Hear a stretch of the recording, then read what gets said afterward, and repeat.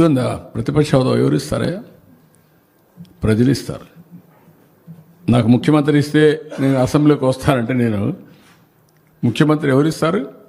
ప్రజాస్వామ్యంలో ప్రజలు ఓట్లేస్తారు. ఏ పార్టీని ఎక్కడ కూర్చొని పెట్టాలో వాళ్ళు డిసైడ్ చేస్తారు. మీరు చేసిన అరాచకాలు అన్యాయాలు చూసిన తర్వాత మీరు ప్రతిపక్ష హోదా కూడా తగరనే ఉద్దేశంతో 11 సీట్లు ఇచ్చారు. ప్రతిపక్ష పార్టీ కావాలంటే ఎన్ని సీట్లు కావాలి? 18 కావాలి. 18 ప్లస్ 19 కావాలి. 17.5 ప్లస్ 1 18.5 19 కావాలి. 19 ఉంటే వస్తుంది. అప్పుడు ఇవ్వరు. అది రైట్, హక్కు, ప్రజలిచ్చే అవకాశం, అది ప్రజలిచ్చే అధికారం. రాజకీయ ప్రభుత్వం ఇచ్చేది కాదు ఇవన్నీ.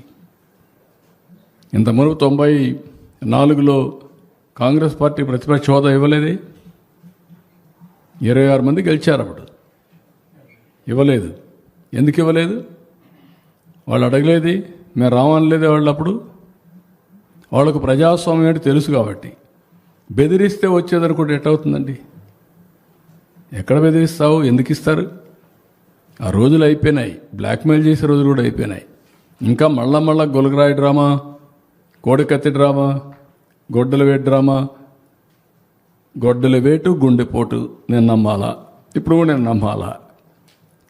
నీళ్ళు ఇస్తే నీళ్ళు ఇవ్వలేదని నేను నమ్మాలా?